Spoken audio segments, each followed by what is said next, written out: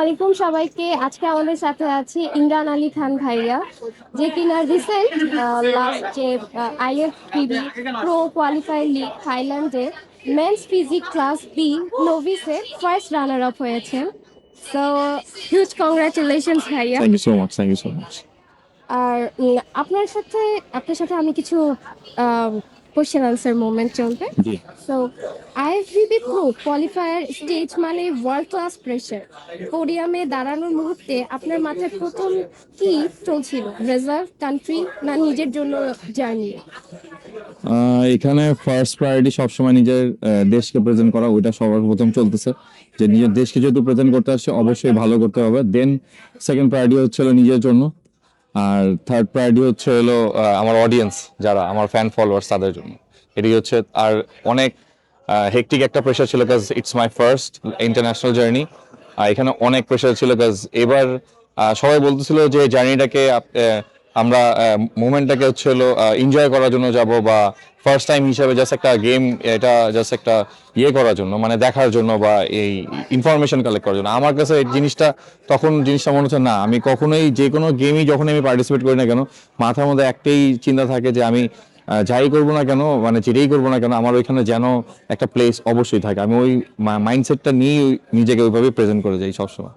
তো আল্লাহর রহমত আর আমার সবার দোয়ার কারণে আজকে এই পর্যন্ত, যে আমি ওইখানে গিয়ে ফার্স্ট টাইমই একটা মেডেল আনতে পারছি দেশের জন্য, সর্বপ্রথম দেশের জন্য, তারপর নিজের জন্য। কংগ্রাচুলেশনস। Thank you. আপনি থাইল্যান্ডে একা কম্পিটিটর ছিলেন না, আপনি বাংলাদেশকে রিপ্রেজেন্ট করেছিলেন। জি। এই রিপ্রেজেন্টেবিলিটি এবং মেন্টালিটি কিভাবে ক্যারি করেছেন স্টেজে ওঠার আগে? হ্যাঁ, যেহেতু আমি একজন পারফর্মার, আর যেহেতু আমি একজন পাওয়ার লিফটার প্রথম, তো অবভিয়াসলি আমার ওইখান থেকে অনেক এক্সপিরিয়েন্স গ্যাদার করা আছে স্টেজে নিয়ে। বিকজ ওই 5 বছরের পাওয়ার লিফটিং এর একটা এক্সপিরিয়েন্স স্টেজের, তারপর বডি বিল্ডিং এর 4 বছরে, তো হিউজ একটা এক্সপিরিয়েন্স। কিন্তু ইন্টারন্যাশনাল স্টেজ আমরা সবাই মোটামুটি জানি অনেক টাফ।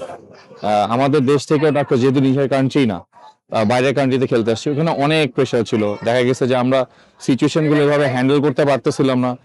আর দেখা গেছে প্রথম যেদিন আমার একটা মানে একটা মিসম্যানেজমেন্ট হয়ে গেছিল, যেটা হচ্ছিল আমরা রেজিস্ট্রেশন ডেটটা একটু উলটপালট করে ফেলছিলাম। যেহেতু আমাদের খেলার ডেট ছিল 29 তারিখে, ওটা পরে হয়ে গেছে 30 তারিখ। এটা আমাদের কারণে হয়েছে। ওই দিনের একটা যে প্রেশারটা যেটা ছিল, যে একদিন পিছিয়ে যাওয়াটা, এটা একটা প্লেয়ারের জন্য কিন্তু অনেক একটা প্রেশারের ব্যাপার। তো ওইটা অনেক আমার জন্য অনেক টাফ হয়ে গেছিল। পরের দিন আবার রিকাভারি, আবার পরের দিনের প্রেজেন্টেশন।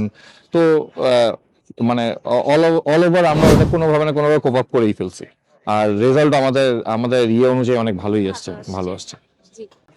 আপনি অলরেডি একজন powerlifter champion. Strength based sports থেকে অ্যাথলেটিক্স বেসড IFBB স্টেজ, এটা ইজি ট্রানজিশন না। সবচেয়ে বড় চ্যালেঞ্জ কি ছিল? সব থেকে বড় চ্যালেঞ্জ ছিল হচ্ছে হলো সবকিছু মেনটেন করাটা। মেনটেন বলতে হচ্ছে হলো ডায়েট, তারপর হচ্ছে হলো সাপোর্ট, যেটা সব থেকে বড় হচ্ছে সাপোর্ট। সব কিছু সাপোর্ট বলতে গেলে আমরা সবকিছু সাপোর্ট বলতে বুঝাই, যেটা হচ্ছে ফ্যামিলি সাপোর্ট হচ্ছে মেন।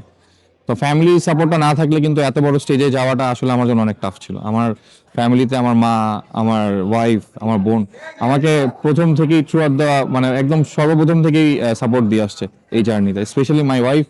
তো ও এবার বেশি আমাকে ইনসিস্ট করছে যে তুমি এবার ইন্টারন্যাশনাল খেলো, it's very emotional for me. তো ওর জন্য এটা করা।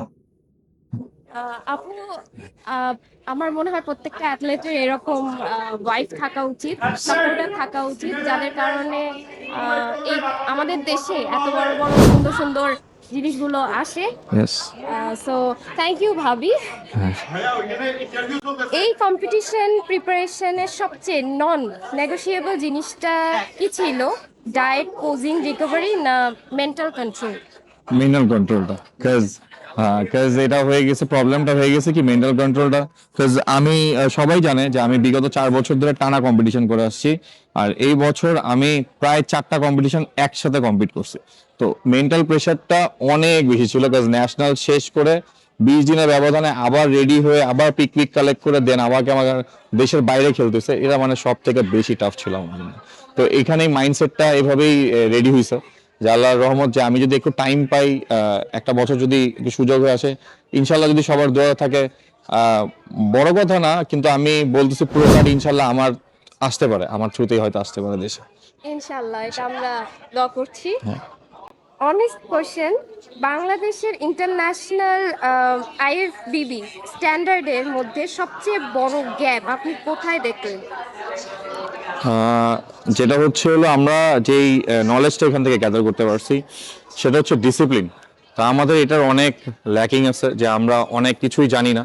আর এটাই জানার জন্য আমি গেছি, যেখানে হচ্ছে হলো আমরা অনেক দিক থেকেই পিছিয়ে গেছি। যেরকম আমাদের হচ্ছে হলো একটা সাপোর্ট যেটা দরকার থাকে, যেটা হচ্ছে হলো আমাদের নিউট্রিশন সাপোর্ট বলেন, মানে স্পন্সর বলেন, যেটা এই দিক থেকে বাইরের কান্ট্রির প্লেয়াররা আমাদের থেকে অনেক আগায় আছে।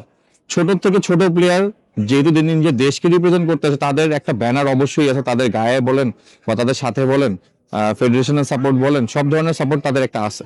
তো এই জিনিসটা আমাদের খুবই দরকার যে আমরা একটা যদি স্পন্সর পাই, তো ওটাতে আমাদের অনেকটাই হেল্প হয়ে যাবে। তো আমাদের ছোটখাটো যারা প্লেয়ার, আমরা যারা নতুন খেলতে যাচ্ছি, তাদেরকে এই সাপোর্টটা একটু দরকার। ইয়েস, স্পন্সরশিপটা দরকার, আসলেই দরকার। ফার্স্ট রানার আপ, অনেকেই এটাকে অলমোস্ট বলবে, আপনার কাছে এই সিলভার মেডেল আসলে ভ্যালু? আমার কাছে এটা আসলে অনেক ভ্যালু, কাজ আমি এটা বলে আপনাকে বুঝাতে পারবো না। কাজ এটা যেহেতু আমি আপনাকে বললাম যে এটা আমার ইন্টারন্যাশনাল ফার্স্ট জার্নি, আর আমি নিজেকে ওইভাবেই প্রেজেন্ট করে নিয়ে গেছি যেন আমি এখানে আমার বেস্ট দিতে পারি। আর আমি আমার বেস্ট এখানে দিছি বিধায় আজকে আমি এখানে মেডেলটা আনতে পারছি।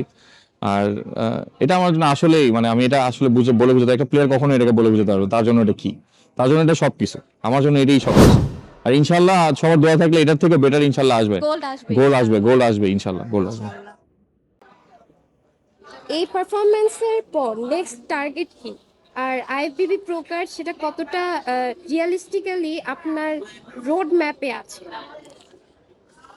আমার রোড ম্যাপে এখন ওইটাই আছে, সোজা কথা। আমি আমি আপনাদের সাথে যেটা শেয়ার করতে চাই, আমি ব্যাক স্টেজে যখন রেডি হচ্ছিলাম, তো আমার সাথে আমার যেই প্লেয়ারটা ছিল, আমাদের ভাই বলতে গেলে আলামিন ভাই, তো আমরা দুইজন ব্যাক স্টেজে ঢুকেই ফার্স্টে একজনের প্রো কার্ড আমাদের সামনেই একদম রাখা দেখছি।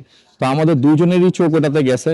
তো আমরা দেখে আলামিন ভাই আমাকে বলতেছিল, ভাই প্রো কার্ড তো পাবো কি শিওর না, চলেন এটা ধরে ছবি তুলি। আমি আলামিন ভাইকে তখনই একটা কথা বলছি, আলামিন ভাই এই কাজটা করা ঠিক হবে না। ইনশাল্লাহ আল্লাহ যদি চায় তাহলে এই প্রো কার্ড ইনশাল্লাহ আমরা হয়তো আগামী বছর, নাহলে নেক্সট ইয়ার এটা ধরে একসাথে নিজেদেরটাই ছবি তুলবো। এটাই হচ্ছে চ্যালেঞ্জ। আর এটাই চ্যালেঞ্জটা মাথায় সেট হয়ে গেছে যে না, নিজেরটা নিয়েই ইনশাল্লাহ যখনই সময় হবে তখনই এটা ছবিটা তুলবো। আর এটা হবেই, এটা ইনশাল্লাহ হবে, এটা মাইন্ডসেট হয়েই গেছে, এটা করে ছাড়বো। ইনশাআল্লাহ ভাইয়া হবে। সো আপনাকে অনেক অনেক কংগ্রাচুলেশন, আর থ্যাংক ইউ আমাদের সাথে থ্যাংক ইউ, জয়েন করার জন্য। Thank you.